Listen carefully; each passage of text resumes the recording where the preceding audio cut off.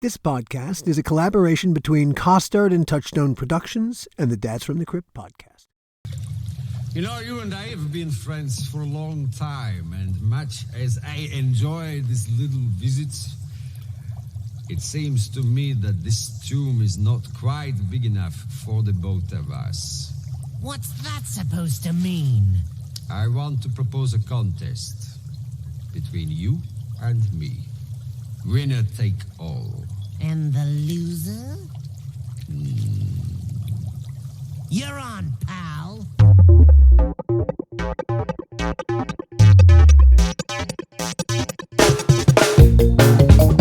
Hello, everybody, and welcome to another episode of the How Not to Make a Movie podcast. Je suis Alan Katz. Oh, very sweet, monsieur. And I'm Gil Adler. Vous êtes Gil Adler. I don't know what the hell I'm with the French. The French word. What has French got to do with the Grim Reaper versus the Crypt Keeper? I don't know, Monsieur Alan Katz. We will find out. We are making this up as we go along. One of the things about doing Crypt is we got to work with a lot of great actors. Strangely, there were a couple of actors we ended up working with a bunch. We seemed to draw them back into our web, and silly them, they allowed themselves to be drawn back into our web. We worked with Bill Sadler a bunch of times. He did Crypt before we got there, and it's funny. I think I think the first time maybe I was ever aware that Bill Sadler existed here on the planet and was an actor too was when I was an ace judge judging those first 3 episodes of Tales from the Crypt, which we ultimately gave the Ace Award to the best writing, the best script that year that there were cable Ace Awards. And Bill played the character of Miles Talbot, one of the great early Crypt characters, the man who was deaf. I guess right about now, Charlie Ledbetter's starting to think pretty serious about that Valley of Death. He's thinking about that rubber diaper they give him to wear, wondering if he's going to crap all over himself when I juice him in a couple minutes. He plays a state executioner, and the state suddenly does away with the death penalty. Miles Talbot becomes unemployed, but he hasn't given up his taste for delivering vengeance. Now, of course, he has no right to, but that doesn't stop him. And he goes about executing justice as he sees it. And then, lo and behold, the state brings capital punishment back. And who is the first person the state's going to execute? Miles Talbot. Chicken shit fuckers!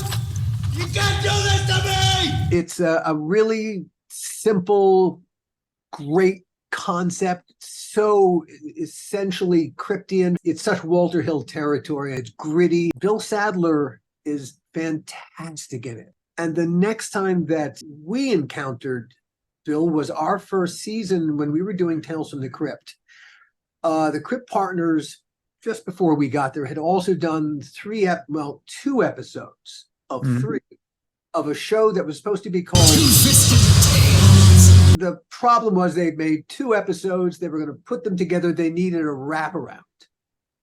And I think they began to see that what we had begun to do for the Crypt Keeper, they approached us and they said, can you guys create a wraparound character for the Two-Fisted Tales thing? And we said, sure. And so we came up with a character named Mr. Rush. A guy with more testosterone pumping through him than is healthy for anybody. Just a madly aggressive character, and it's so much fun to write. And we cast Bill. I think it was a fait accompli. I wasn't part of the casting process. I don't know if you were part of the casting process. It was agreed upon that it was going to be Bill, and that was the first time that I got to meet Bill and work with Bill, and I was already, I guess, in awe of the fact that he had really his performance watching him as an ace judge is what got the idea into my head that I had to do that show, Tales from the Crypt. Who do I got to kill to get on that show? And not only did we get onto the show, but we're working with Bill, one of the guys who made it an imperative to get on the show. And it was so much fun to work with Bill. He's just a delight to work with as an actor. It's that pinch ouch creative dynamic. We created, that character on the fly. And also for the fans, which I hope are all of you listening, it's very insightful listening to Bill. When we later decided to try having the Crypt Keeper work with another character live, in essence, there was only one actor that we had in mind. You know, the last picture that I directed made a fortune. And I don't need to tell you what a piece of shit that was. No, you don't. I know what a piece of shit it was. The two times that Bill worked with the Crypt Keeper, I think, are just two of the best Crypt Keeper segments of all, because first of all, it just brings the Crypt Keeper that much more to life because he's working with someone, and Bill just made it so wonderful. He working against a puppet. Bill was extraordinarily creative. As you'll hear in the episode, we talk about the nuts and bolts of how Bill found his craft, his first great acting epiphany while playing Hamlet, and really suddenly the clouds parted in that way that sometimes they do, and he suddenly understood things that he thought he understood before. We also talk about the origin of his Grim Reaper voice in the Bill and Ted movies. As you'll hear, he went into the audition for the Grim Reaper and used the accent he used in spite of being told, don't. Of course, I normally prefer to take souls one at a time, but, I had taken some vacation days, and it was the end of the month, and so you know how it goes. And he took that risk. And that's kind of that's the actor. That's the kind of actor that Bill is. He's just got a great sense, and he will take risks. And if you're a smart producer, get out of his way. So let's get out of his way. Here we go. Bill Sadler. It's been a little while. How are you? How are you, gentlemen? We're well. Knock on wood. We're both doing okay. Yeah, me too. Surprisingly. Where are you these days? I live near Millbrook, New York, about 70 miles north of New York City. Wow, so you moved back east. Yeah. Wow. Yeah, exactly. That's you're from Buffalo originally. Right. Correct. Farm outside of Buffalo. So I was actually coming home. I'd spent the first 11 years or so of my career in New York City on the Lower East Side, doing the actor thing. And doing a lot of plays. And did lots of plays and Broadway and what have you before I came out west and tried to break into movies. So actually, over the course of 12 years, you were in 75 productions. Something like that. Hey, I'm just telling what your press says. Oh, well. And according to your press, 75 productions over 12 years, which means you can't hold a job. No, that's true, I think. Two actor types. Most of them were off Broadway things, and a lot of regional theater. I did, the Long Wharf and the Yale Rep and Florida Studio Theater, and Trinity Square Theater, Repertory Theater. God. So I spent many years doing plays. What parts really, when you were really learning your craft, what plays really taught you your craft? The one that taught me the most, I think, was playing Hamlet at the Colorado Shakespeare Festival. Well, it was 1973, so I was 23 at the time. It's a massive undertaking. It's a huge to carry on your shoulders. How old were you? How old were you at the time when you did your first Hamlet? Well, that was my first. Yeah. But how old were you at the time when you did your first Hamlet? No, I would have been 73. I was 23 years old. Okay, so you're 23 years old. 23, yeah. And you're striding onto the stage, and the stage is where? In Boulder, Colorado, at the Colorado Shakespeare Festival. All right, so 23-year-old William Sadler is striding onto the stage in Boulder, Colorado as Hamlet. Correct. Were you not intimidated at all to be playing Hamlet? I was intimidated. I had played a lot of Shakespeare before that, but I'd never taken on something as big as that. And what happened was there's very short rehearsal time. So you spend all of that time learning lines, trying to memorize these huge monologues, soliloquies. And I don't know, maybe a week or two into the run of the play, one night, the thing just lifted off the stage and caught fire. Huh. And I was no longer pushing this thing along like I had been, like just through sheer force of will, making this thing go forward. All of a sudden, I was swept up in it, and the thing was racing by faster than I could speak almost. It was it was an enormous light bulb went off in my head looking back on it. That was, I began to realize that the words will give you all of this emotion and this gas. And what words? Just get out of their way, Stop, just get out of its way. And was there a moment in the play? Was there a particular monologue? He's got so many great speeches. The night that it happened, it was in the play within the play.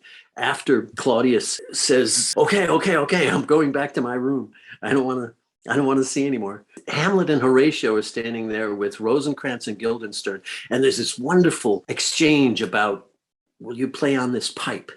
I said, I can't. No, come on, I know you can't. I said, no, I can't. I said, well, you seem to know my stops. You seem to know how to play me like a fucking musical instrument. You dig. And that exchange happened so fast and so viciously that the scene was over before we knew it. And I was thrown into the scene with Gertrude, which then threw me into the next scene and so on. It was, anyway, for a young actor, it was a real eye opener. Heady stuff. Yes. Wow. I was like feeling the power of those words for the first time, instead of trying to make them into something that I thought they might be, or, I know what this should be. And it's funny, the equivalent for writing is that suddenly the characters take over, and you no longer are writing them. Really, you're just typing what they tell you to type. Well, that must be exciting then. You don't. Which is why hearing it happen, from an actor's point of view is rather exhilarating, because the same thing happens. There's a, I don't know.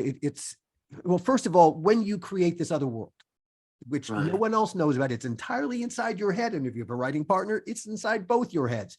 And you escape here and you go there. And you really are transported to this whole other realm. And really, it's filled with characters who speak for themselves. Thank you very much.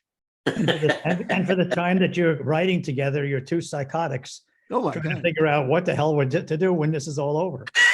But it's really interesting. You do have the commitment here into this other world. But to listen, but you finally get to, once you get them started talking, there must be a moment when the person you're writing starts to speak for themselves and picks up the action and says, No. You know what I'm going to do?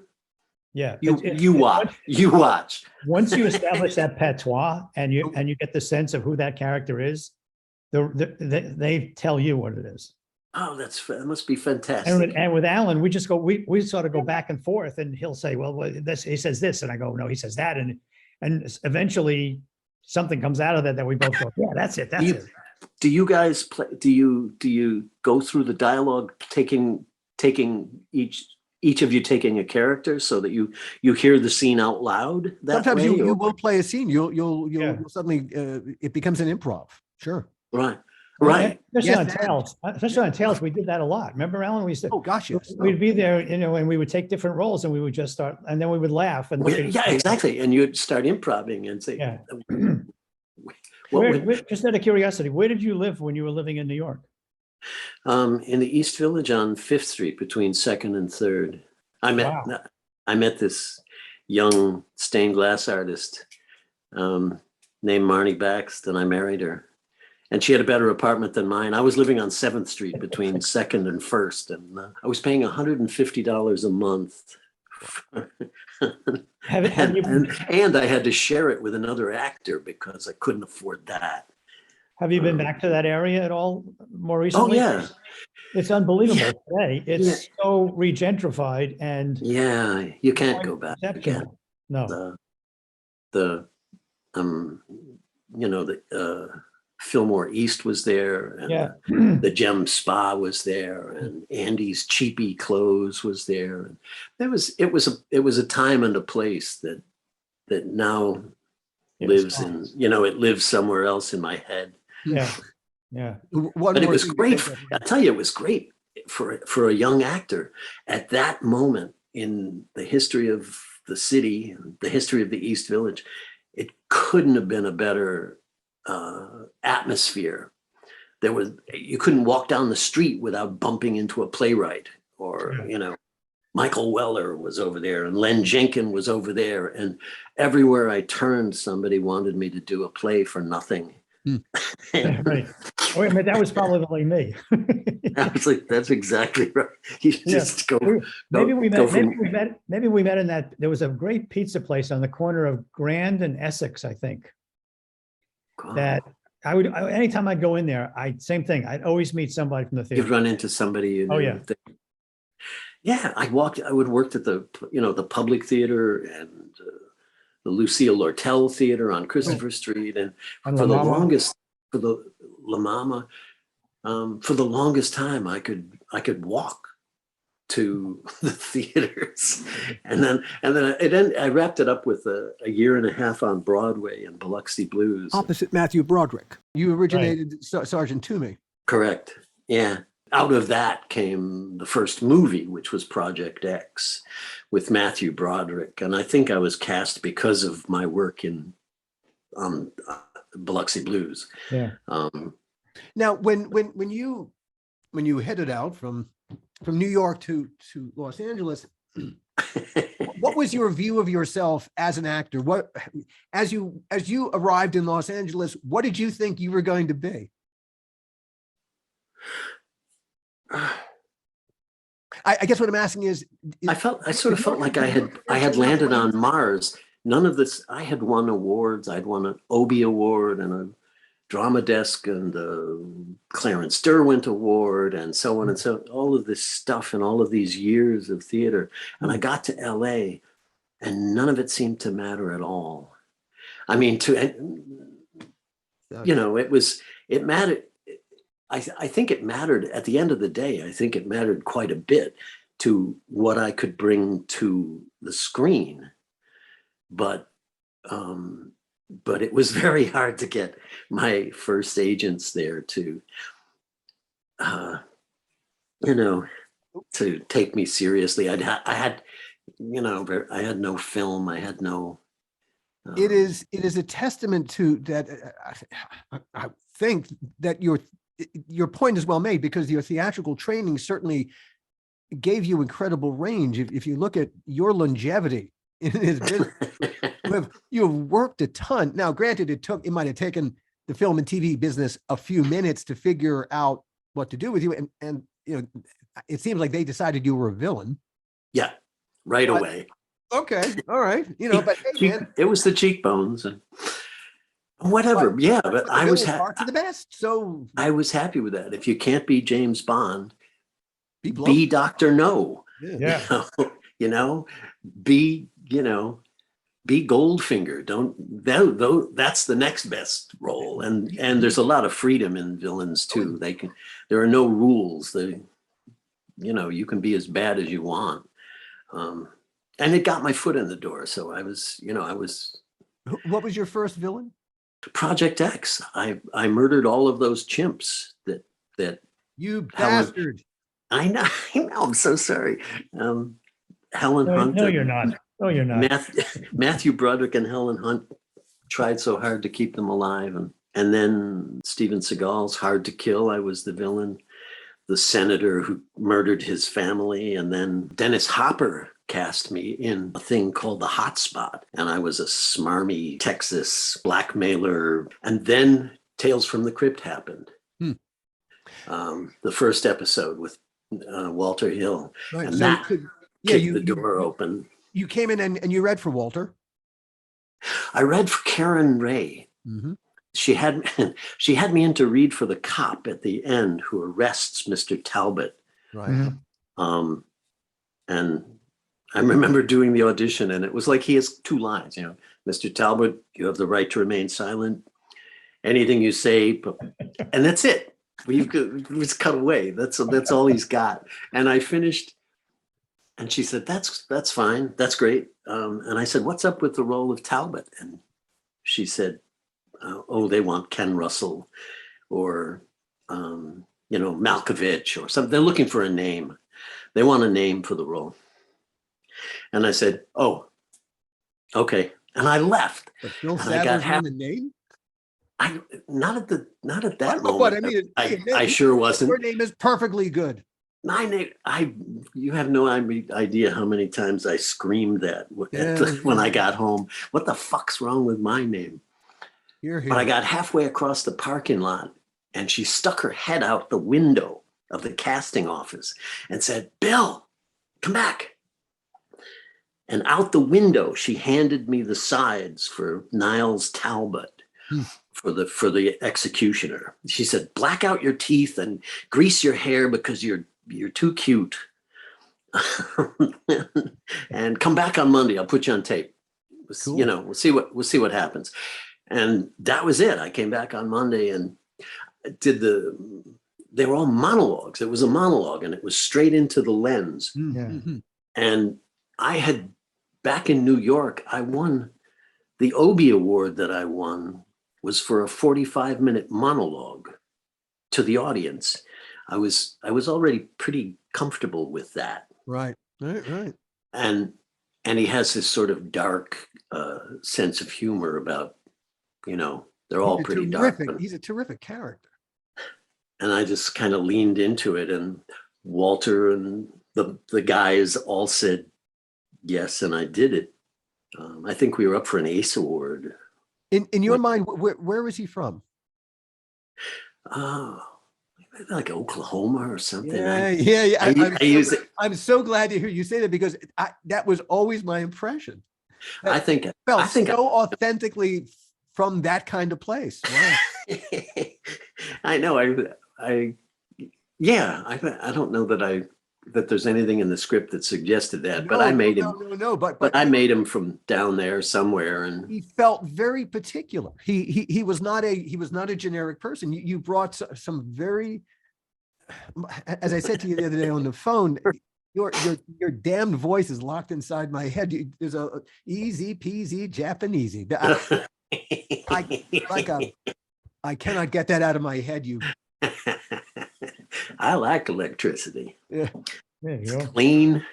There was such, and Walter had I think Walter had a wonderful time shooting it too, because Felt like it. He had done movie after movie before that, which were much bigger deals. There's a whole circus that has to be coordinated, and studios have to agree on this and that. And here he had this little film crew. We shot on an overpass overlooking the 405. We just stopped the van, jumped out and shot it. Do that monologue right into the camera and get back in the van. And it was just like guerrilla filmmaking for Walter, Yeah. you know, and we didn't have permits or shit. And he just gathered, you know, a handful of his pals that do lighting and this and that. It was great. And he used to sit there. I'd come in the morning and he'd be writing on a piece of paper. He would be writing a monologue for me and hand it to me. I'd read it to him and he'd say, all right, get ready. We're gonna shoot it in a half an hour or something. And it was like, so all my theater chops, I guess, came in handy. You know, John Kassir tells the story of the premiere when the cast and the crew went to see the first 3 episodes before it actually premiered on HBO. And, you know, it was, it starts to roll and 2 of the crew are talking and one of them says, wow, this is great TV. And the other one says, it's not TV, it's HBO. And the next row up were HBO executives who turned around and thought, wow, that's exactly right. And that became their slogan. And Tales from the Crypt. Right. Wow. So Tales was really it was what changed HBO, because they'd done TV shows before. They'd done First and 10. They'd done in the Brian Ben show, which were TV shows on HBO. Yeah. And suddenly Tales from the Crypt was little feature films masquerading as TV shows. It had the look of a feature film and feature film characters who were, you know, slumming for half an hour. Amazing. You, over the course of your career, and of course you've got an incredible career, you have played the Grim Reaper 3 times now. Is it 3 times? I think so. It seems. Do you relate to him? No. I love the character that I created. I love and that was another one of those things where I put on this Czechoslovakian accent, which I stole from an actor, by the way, named Jan Triskin. And do you ever occasionally send Jan a check or something? I think I thanked him. You take him out to dinner at least? Maybe a box of chocolates.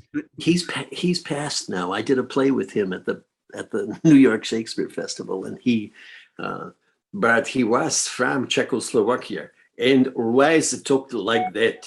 Everything was, you know. He said his line was, "Welcome to New Jerusalem. My name is Ran Singh."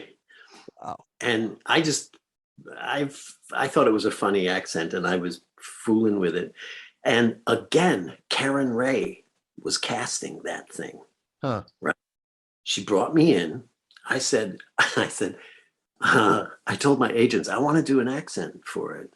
And they asked casting, and casting said, oh, no, you probably shouldn't.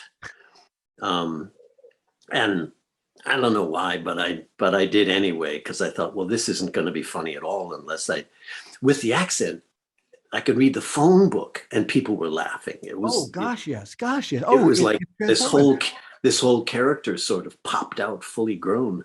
And I did the audition. I went home. A couple weeks went by, and they went to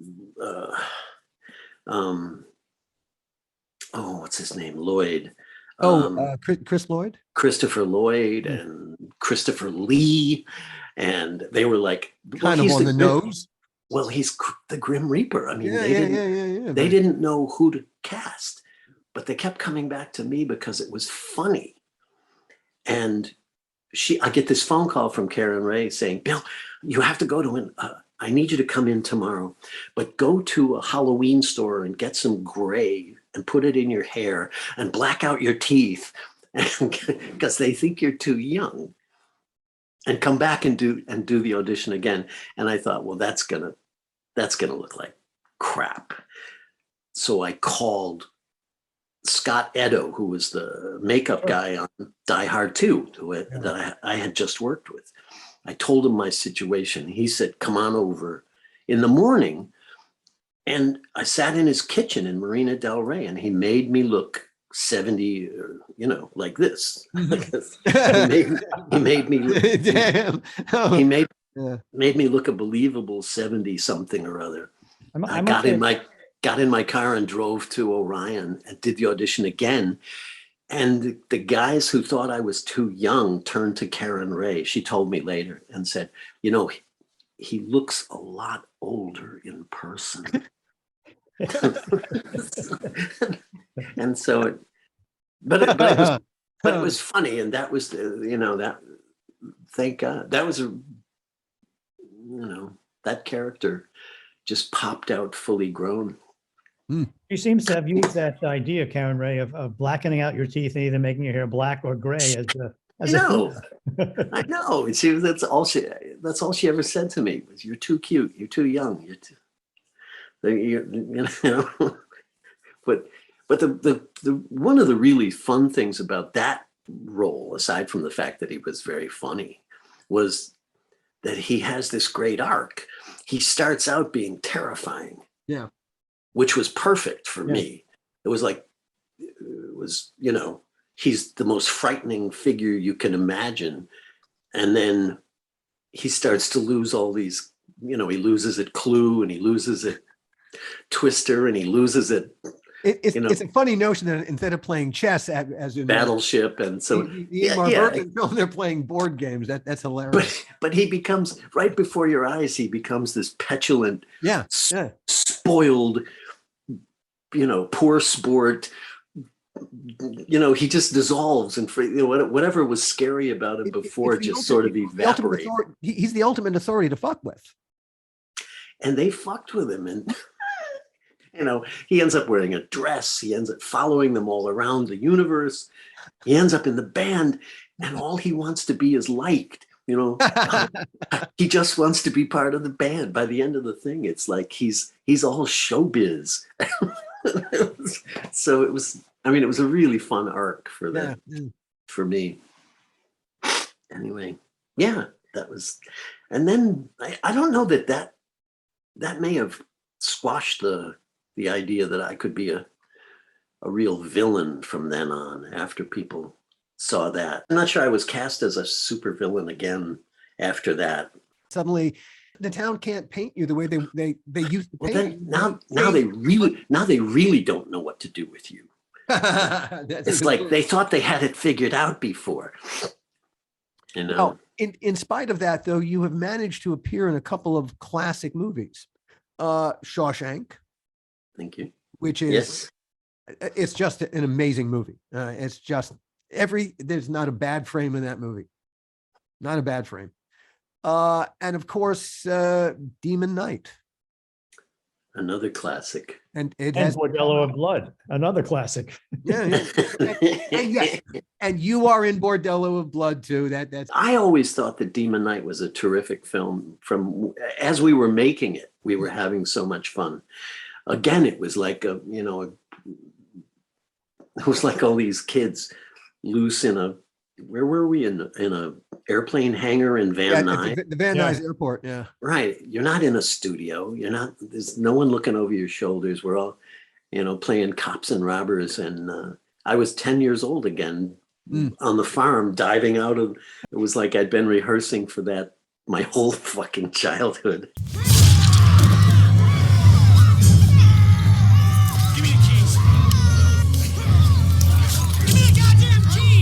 It was a terrific cast to work with, CC and gosh, I'm going to go up on everyone's name right now. Thomas Hayden Church. Tom Hayden Church. And Jada Pinkett. Of course, Jada. Yep. A great cast. Charlie Fleischer. Billy Zane's okay in it, I guess. I mean, he's all right. He'll do. He passes. He'll do. But yeah, that was, what an extraordinary group of actors to put together in this funky little horror thing. Yeah. No, I How did you do that? Was that Ernest Dickerson's Yeah. doing the casting, or were you involved in that? I think we were involved in it. Ernest was involved in it. Our casting people were involved in it. Dick Miller. Dick Miller, Yeah. Oh my. Yeah. It was, it kind of fell together. I don't think there was any master plan to put together a great cast. I don't think you can ever set out to make a classic. I think that's one sure way to make an absolute failure. To make a failure. Yeah, I think you're right. I think you're right. It's funny, when we set out to make the 3 Tales from the Crypt horror movies, the mandate from the Crypt partners was 3 vastly different movies. And originally Gil was going to direct the first movie. And when Joel and Dick decided they wanted to do Demon Knight as the first one, we really wanted to do something else. We wanted to go away from straight horror, Gil and I, and do something different. And so Too much on the nose, it just felt like we had been doing Tales from the Crypt for a number of years. And that was just a longer version of a Tales from the Crypt. We wanted to do something that was more thrilling and horror, and more character driven. And so we decided, no, we won't do the first one. yeah, the movie in our heads was Nick Rogue's Don't Look Now, which is a psychological, really just a psychological thriller.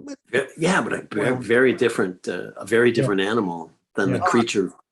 Yeah. I mean, in the end, we were supposed to do a movie. The whole first season of this podcast is about how Dead Eating turned into Bordello of Blood virtually overnight, and no one wanted that to happen. It was a very different experience making Bordello of Blood than it was making Demon Knight. Whereas on Demon Knight, I think everyone had a really great time making it. I think so. Yeah, it was a pleasure. It felt like to me anyway. It felt like a collaboration. I remember having conversations with you guys. I forget which one of you said it, but I would make a suggestion. I would have an idea. The handcuffs before the sheriff gets his head punched through. Mm-hmm. And I thought, if he's got his hands cuffed behind his back, then it's like the train is coming toward him. Is he going to get the key? Is he going to get it open? Is he going to get to a gun? Yep. And you guys liked it. We told Ernest, and it happened. But I remember one of you saying, I hope you don't mind me making suggestions like this. And I didn't want to step on anyone's toes, but I couldn't turn it off. Once I was in the character, it was like, ooh, and I did this with the Grim Reaper too.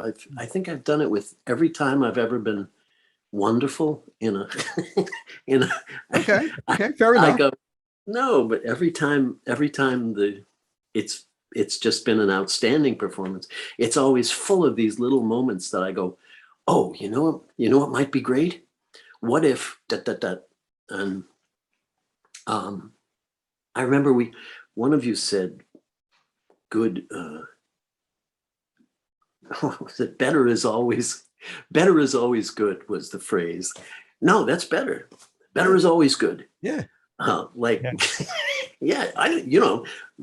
of you didn't think of it, but if it genuinely gets better, that was okay. We had the pleasure and the honor to work for Bob Z. And Bob Zemeckis is the most amazing collaborator that I've ever worked with. And what we were doing was really a version of Bob's collaborative environment. That was his style? Yeah, Totally.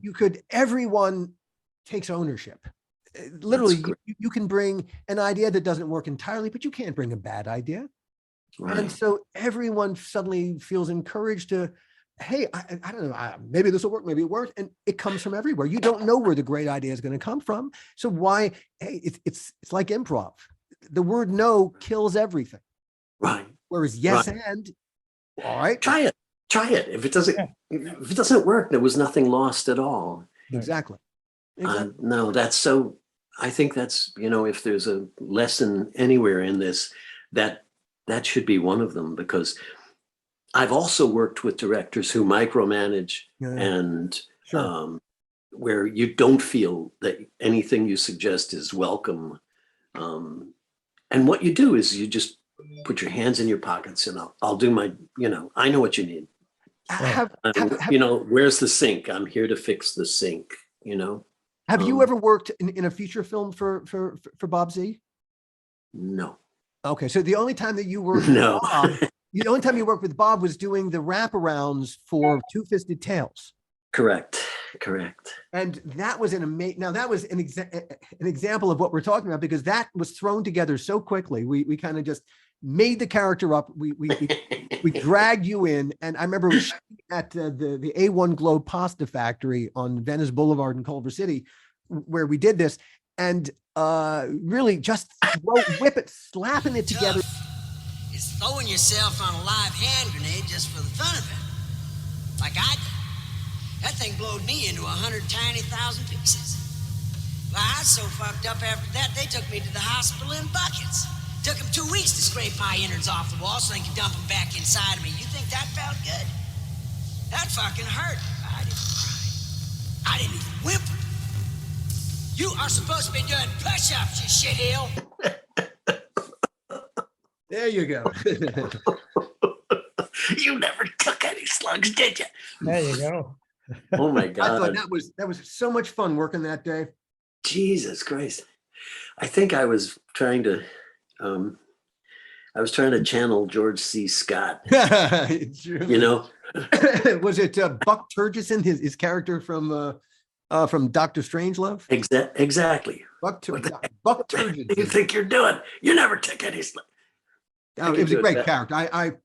It breaks my heart that series never got picked up, because that would have been a fun character to write for. That would have been swell. When you got the script for Shawshank, did it feel like it was going to be that kind of movie? No, not really. Actually, Frank Darabont was a writer on Tales from the Crypt. Right. Yeah. And No, Frank. I had stopped by to visit for some reason after the series was launched. And in that first season, I think, I stopped by to visit the set, and Frank came up to me and said, I'm writing this movie. I want you to be in it. It's called Rita Hayworth and the Shawshank Redemption. And he sent me a copy of not of the script, he hadn't written it yet, of the novella, the Stephen King collection of stories.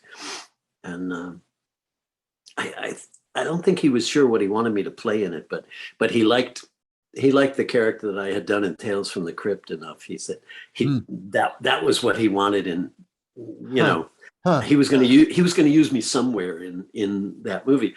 We all knew it was a strong story, but I don't think any of us realized at the time that it was going to resonate the way that it has with people, with audiences, just year after year after year. It opened in theaters and closed.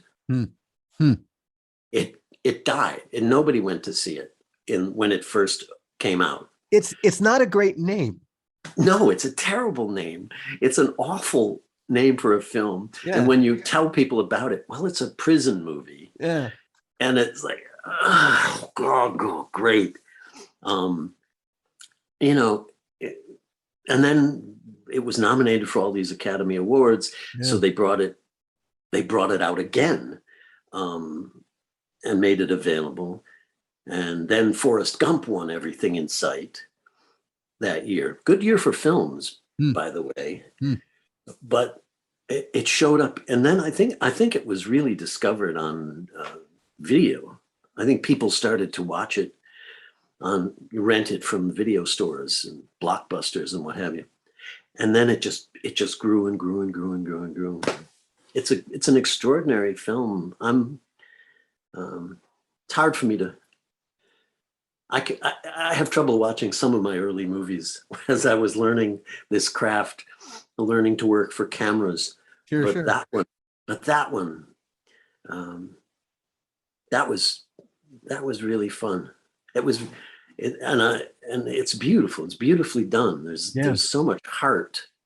I remember thinking when we were sitting around those dining hall table scenes, when I won all the cigarettes in that bet, and that got Fat Ass killed.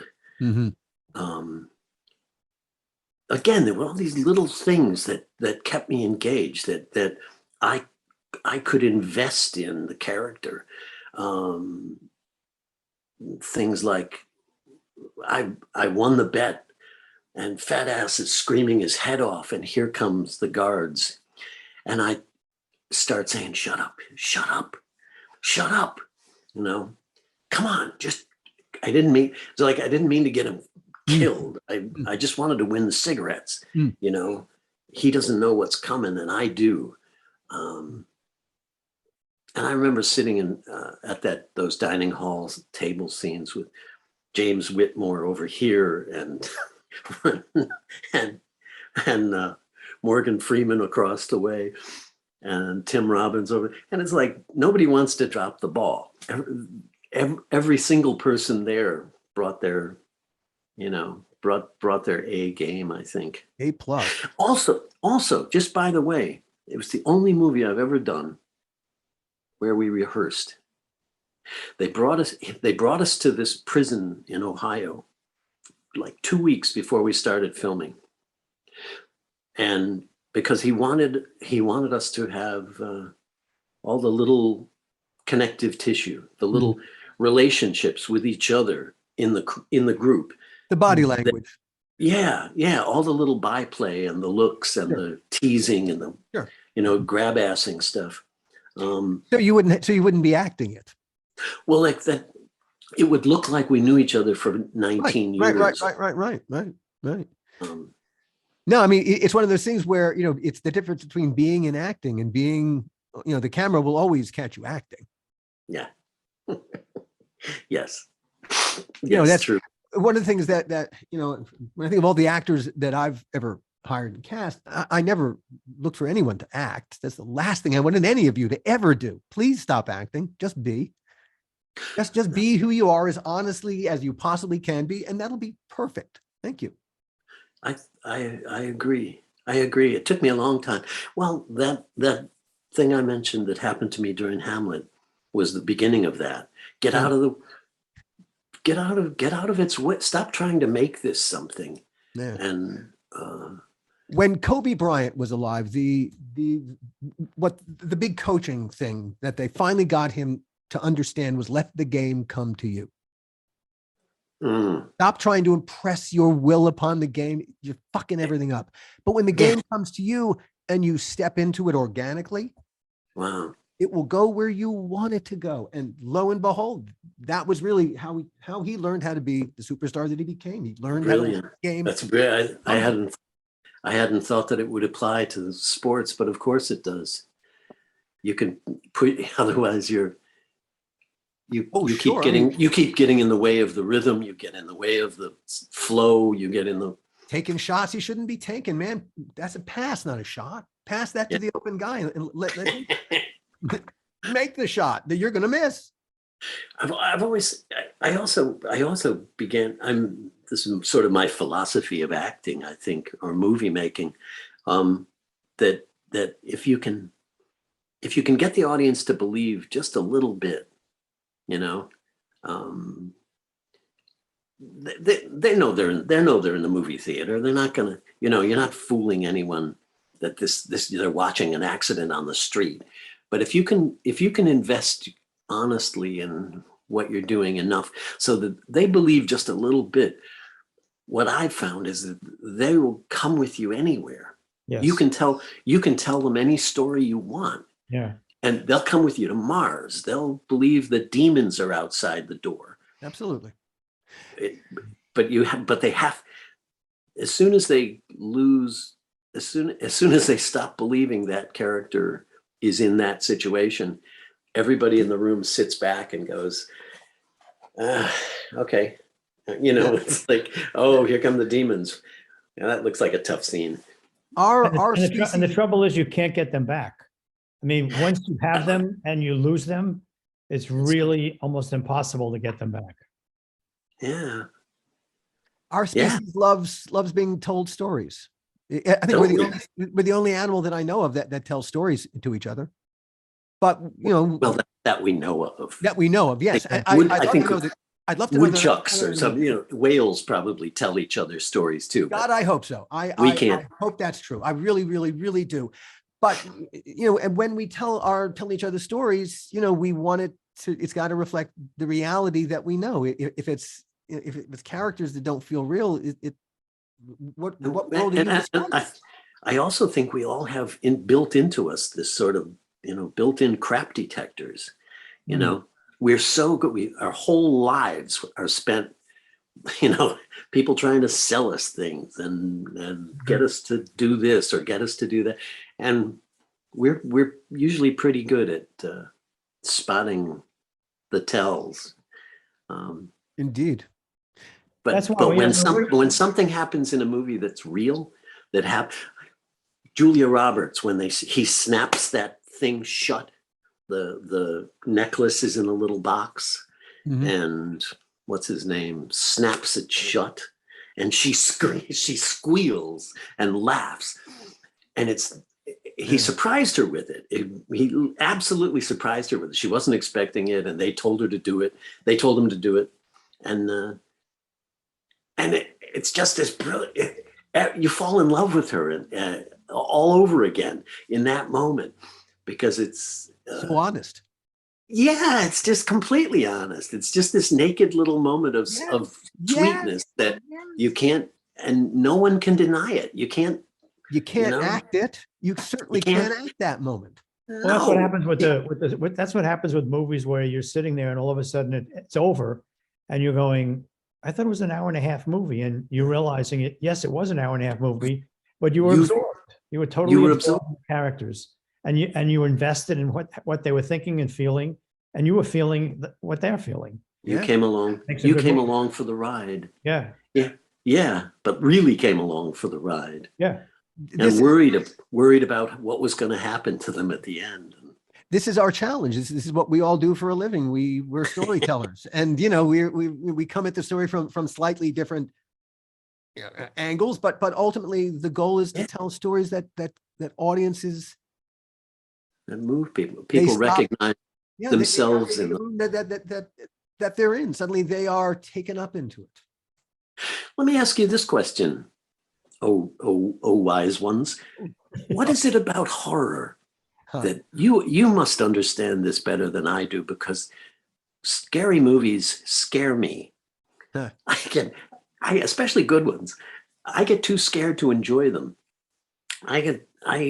What is it in the human creatures in this society that makes us flock to see a movie that scares the crap out of you?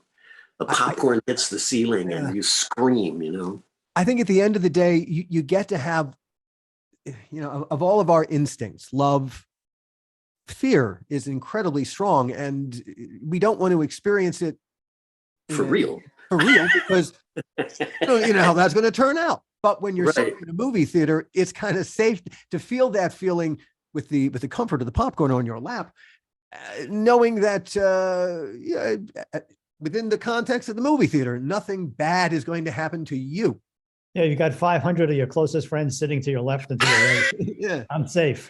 Yeah, but it's I guess I don't.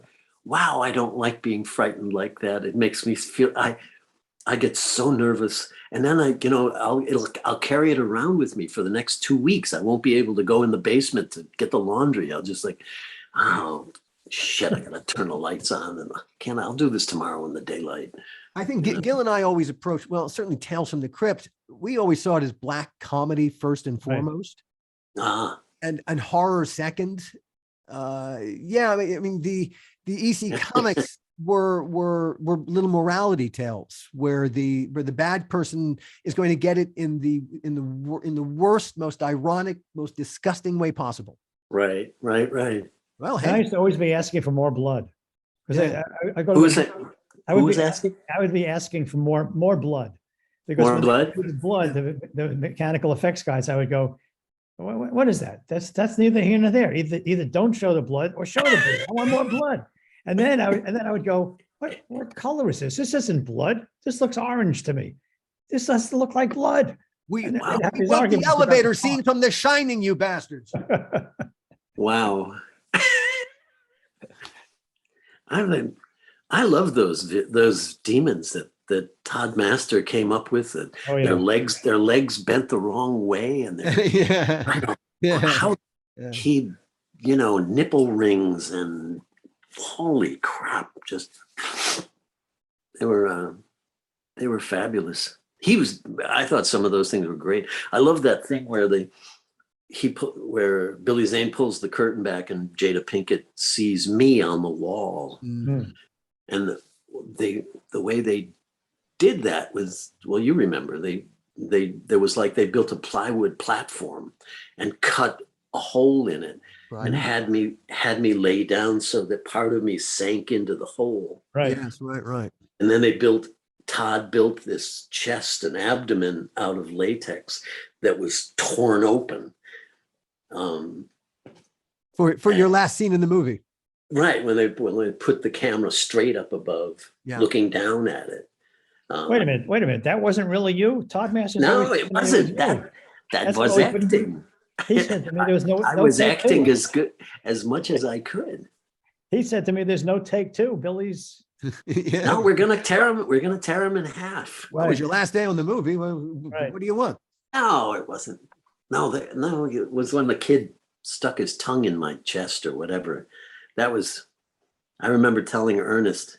By that time, we'd been through hell and back. We had the truckloads of dirt that smelled like pig shit. God, yes. Oh my God. That Pigeons. Was how not to make a movie. Good God. How not to make a movie. They had pigeons in the rafters that they had to fire off blanks to scare the pigeons away so that we could, and then say action. Right. But the earth that they found for the World War I battle scene. Right. Yeah, the World War I battle scene. I don't know. They found manure. They did. Oh, it was authentic dirt from World War I. Yeah, it was authentic. Oh my God. Yeah. It smelled like it. Yeah. I remember walking into the room that day and it was like, holy Toledo. Yeah, shit. This is what the. Yeah, it was. I think they had to remove it all and get clean dirt. We did. Yes. That was an expensive mistake. Yeah, it was an attempt to save on the craft service and on the caterer. Worked like a charm. It was dirt cheap. As it were. This has been wonderful spending the time with you, Bill. There's one more question that we have. You have worked with so many amazing people over the course of your career. I mean, just so many. As I look at all the people that I've gotten to work with, it's funny, the person who to me was like, wow, that's the ultimate person that I got to work with. That guy, for me, it was Buck Henry, because I'm a writer and he wrote The Graduate.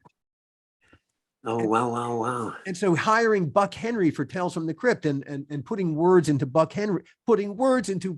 Henry's mouth, that to me was, wow, okay, I can die a happy man now. No. I don't know who, did you ever have someone, Gil, who all the people you've ever worked with who's like. Yeah, it's funny as you're mentioning this, all of a sudden and I haven't thought about him for 100 years, was Donald O'Connor. When I met Donald O'Connor. Yeah. You worked with Donald O'Connor? On Crypt. Yeah, he did a Crypt. He did a Tales. And so I was sitting next to him and I was just blown away. I was sitting here thinking to myself, this is the guy from Singing in the Rain and on and on. Yeah, right. Make him laugh, guy. And we're having coffee and talking about crime and talking about blood. and I'm talking to Donald O'Connor. It was surreal for me. Wow. Who is yours, Bill? I guess it might be Morgan Freeman. It was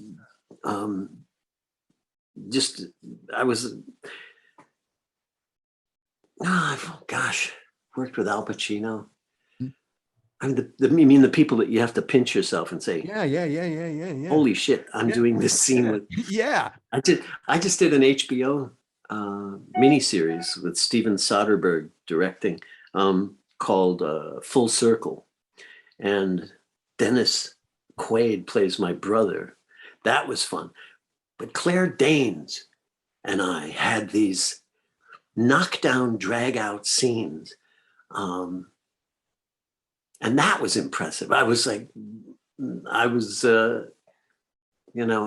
a little bit in awe. I had to keep remembering, bring myself back down to earth. And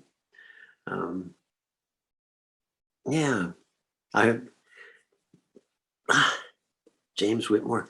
I wish I'd thought about this before. I'm sure as soon as we say goodnight, I'll think of three more.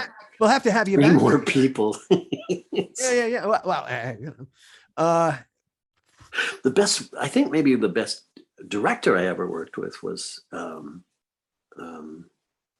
Bill Condon in Kinsey. I played a real pervert in Kinsey. that was a really a challenging role to play someone that dark.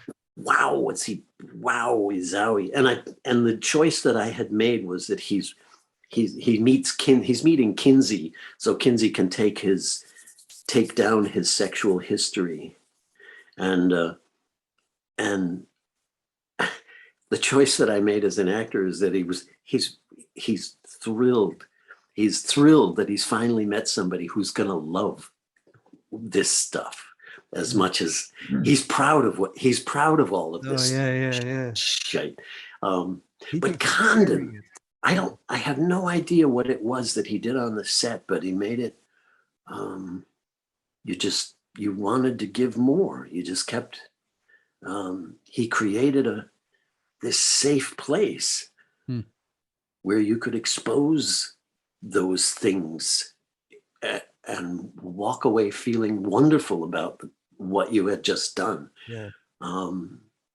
Whereas everybody's instinct is to pull back and go close off and pull back and try to hide that stuff. And he's done it again and again. There's a reason that Eddie Murphy was nominated for an Academy Award. Again and again and again, he finds a way to bring things out of actors that they didn't even. Sometimes I'm sure they didn't even know was in them. So much. Anyway, yeah. Bill, thank you so much for your time today and for sharing so many stories about so many intimate stories about your process. Thank you. This has been fun. And I missed you guys. It's been revealing how big a schmucks we were all those years ago working on some of this stuff. Yeah, that too. You weren't schmucks. I'm telling you, you made it. I kept coming to you and you kept saying, "Well, hey, better is great." It was a collaborative effort and you guys made it possible. So thanks for saying that. And it all starts with the story. I mean, it has to. Yeah. We look forward to working with you in the future, frankly. I think you have my phone number. Yeah. I think we do. Now we do. Now we do. Okay. Again, thank you, Bill, so much, and we'll and thank you everyone for listening. We'll see you next time. The How Not to Make a Movie podcast is executive produced by me, Alan Katz, by Gil Adler, and by Jason Stein. Our artwork was done by the amazing Jody Webster, and Jason and Jody, along with Mando, are all the hosts of the fun and informative Dads from the Crypt podcast. Follow them for what my old pal the Crypt Keeper would have called terrific Crypt content.